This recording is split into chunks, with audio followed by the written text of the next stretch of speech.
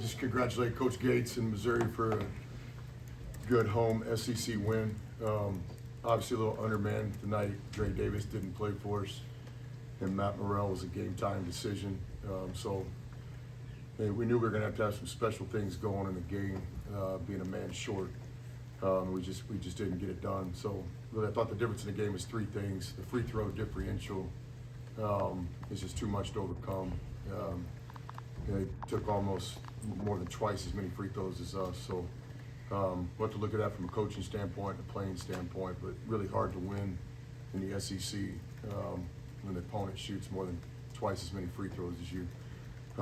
Second thing in the game is, they had two special performances. I'm not great with names, but Bates and Grill had special games. I think if those guys, go 9 for 15 from the three-point line between them, I don't think they'll lose many games in the SEC. So those are two of the best players in the league. They had A+ performances tonight. It's just a little bit too much for us to overcome. So the free throw differential, two special performances by Missouri on the offensive end. Really kind of the difference in the game from our point of view. Open the floor for questions. Coach, Mizzou has been very proficient in, driving and kicking out for threes, especially off of offensive rebounds. Was that something you guys looked into on the defensive side of the game, and how do you think you guys handled that today? Yeah, I agree. We're aware of that. Missouri does a great job putting pressure on the defense. Tonight, the free throw line was their best friend. And then again, they had two special performances. If those two guys shoot the ball like that, as the opponent, you're going to have something special go on in the game. I thought our guys fought, basically played even in the second half. We did a pretty good job late, just kind of playing it to the bone, giving us a chance. Won a few games like that over the years. We just kind of hang around. Had to use our timeouts in the second half to kind of stop the bleeding, so we didn't have any late. But again, just congratulate Missouri. They got to the free throw line tonight.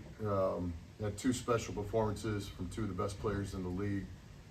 We didn't get to the free throw line, and without Dre Davis tonight and without Matt Morrell being full speed, just too much to overcome. Coach, I think it was Mark Byington said when they played here, Missouri made some shots that were just kind of unguardable. When Grill gets going like he was, is there something you can do differently defensively, or is that just a guy getting hot? Yeah, well, first give the two players credit. Really good players. I think from our point of view, we did make some mistakes.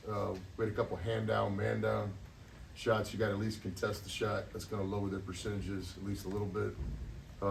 So I would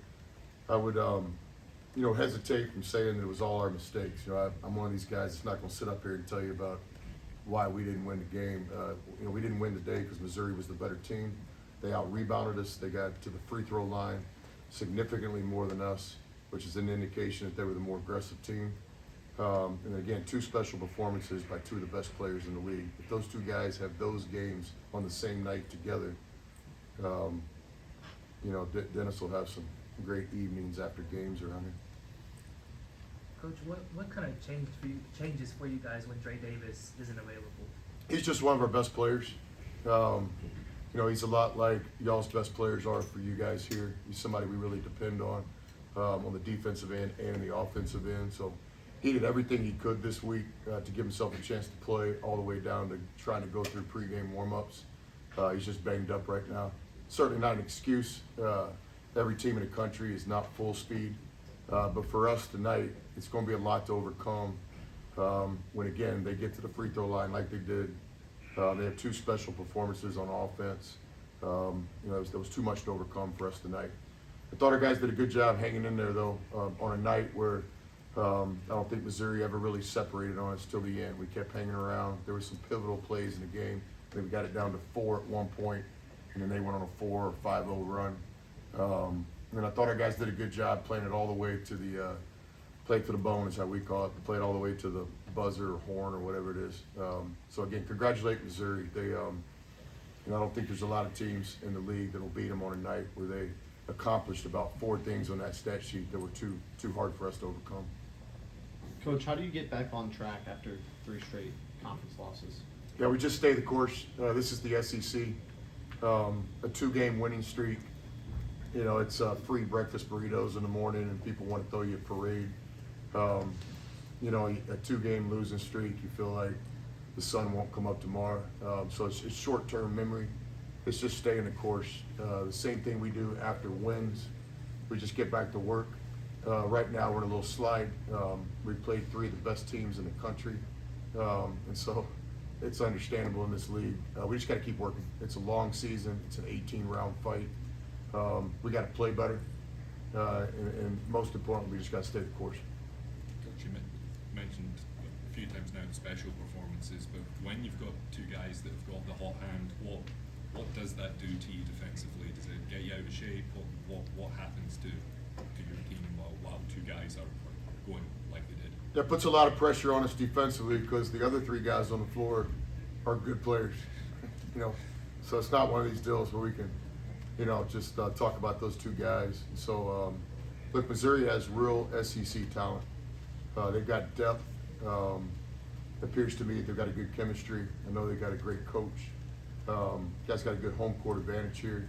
And so, no, I mean, 2 of your best players, you know, go 10 points over their scoring average or more, and the 3-point shot is like, you know, shooting on a Nerf goal when I was a kid on the back of my bedroom door. You know, it's going to be hard. So what do you got to do in these nights? We've got to overcome it with something. We need to have a special performance. We need to get to the free throw line. We need to out-rebound our opponent. We need to turn our opponent over 20, 22 times. I mean, something's got to happen in the game to overcome how well Missouri played tonight.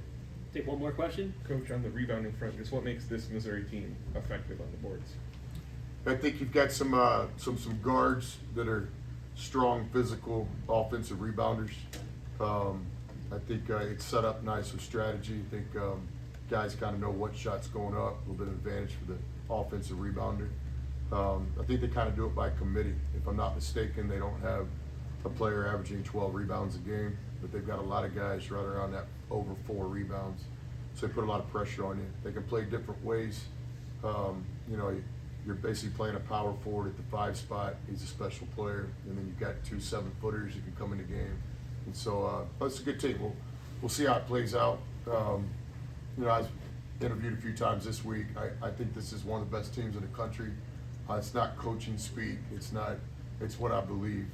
We all know about this team last year and all the adversity they had, and they just kept fighting and scrapping. So you know the DNA's here.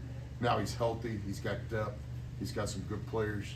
You know, there's a reason they beat Kansas at home, and there's a reason they're off to a great start in the SEC. So again, congratulations to Coach Gates and Missouri. They played really well tonight.